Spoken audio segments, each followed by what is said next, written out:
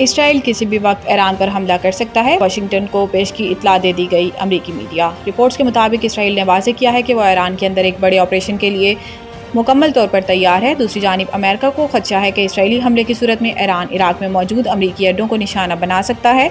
इसी तनाजुर में अमरीका ने मशरिक़ वस्ता में मौजूद अपने गैर सिफारती अमले और फौजी एहलकारों के खानदानों को फौरी तौर पर वहाँ से निकलने की इजाज़त दे दी। पेंटागन के मुताबिक अहल खाना की हिफाजत इनकी अवलिन तरजीह है। ईरानी वज़ीर दिफा ने खबरदार किया है कि अगर जंग मुसल्लत की गई तो ईरान भरपूर जवाब देगा और दुश्मन को इससे कई गुना ज्यादा नुकसान उठाना पड़ेगा। इन्होंने कहा कि ईरान तमाम अमरीकी फौजी अड्डों को निशाना बनाने की सलाहियत रखता है। इधर ईरान और अमेरिका के दरमियान यूरेनियम की अफजूदगी के मामले पर सफारती कशीदगी जारी है और जौहरी मुआहदे के लिए छठा दौरे मुज़ाकरात इतवार को मस्कत में मुतवक्को है। ईरानी वज़ीर दिफा ने कहा कि उम्मीद है कि नौबत वहाँ तक नहीं पहुँचेगी और मुज़ाकरात के मुस्बत नताइज सामने आएंगे, लेकिन अगर ऐसा ना हुआ और ईरान पर जंग मुसल्लत की गई तो दुश्मन के नुकसानात ईरान के मुकाबले में कहीं ज़्यादा होंगे। वज़ीर आज़म ने चेयरमैन सेनेट और स्पीकर कौमी असम्बली की तनख्वाहों में इजाफे का नोटिस ले लिया। ज़राए का कहना है कि वज़ीर आज़म शहबाज शरीफ ने इस हवाले से स्पीकर और चेयरमैन सेनेट से रिपोर्ट तलब कर ली है। ज़राए के मुताबिक वज़ीर आज़म रिपोर्ट की रोशनी में स्पीकर कौमी असम्बली, डिप्टी स्पीकर, चेयरमैन और डिप्टी चेयरमैन सेनेट की तनख्वाहों में इजाफे पर फैसला करेंगे।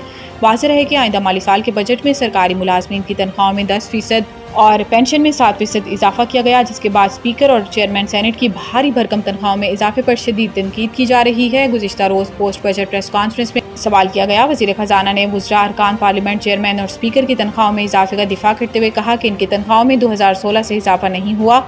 इसके अलावा वज़ीर दिफा ख्वाजा आसिफ ने सोशल मीडिया पर जारी बयान में इन मराहत और तनख्वाहों का माली फहाशी करार दिया है।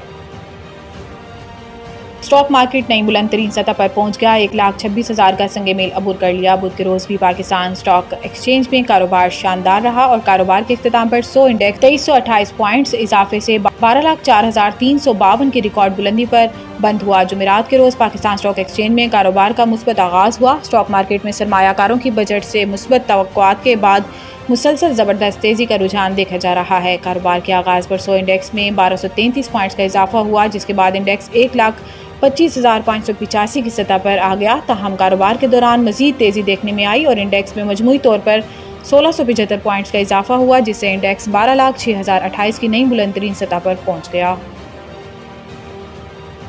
बेरहम कातिल हमदर्दी के काबिल नहीं, नूर मुकद्दम केस, ज़ाहिर जाफर की सजाए मौत का तहरीरी फैसला जारी। रिपोर्ट के मुताबिक सुप्रीम कोर्ट का तफसीली तहरीरी फैसला 13 सफ़ात पर मुश्तमिल है। फैसले में सुप्रीम कोर्ट ने कहा कि साइलेंट विटनेस थ्योरी के मुताबिक बगैर यानी गवाह के वीडियो सबूत काबिल कबूल है। रिपोर्ट के मुताबिक मुस्तनिद फुटेज खुद अपने हक में सबूत बन सकती है। रिकॉर्ड शुदा वीडियो या तस्वीर बतौर शहादत पेश की जा सकती हैं। सुप्रीम कोर्ट ने करार दिया कि काबिल एतमाद निज़ाम से ली गई फुटेज खुद ब खुद शहादत बन सकती है। एक बैंक डकैती केस में वीडियो फुटेज बगैर गवाह के कबूल की गई।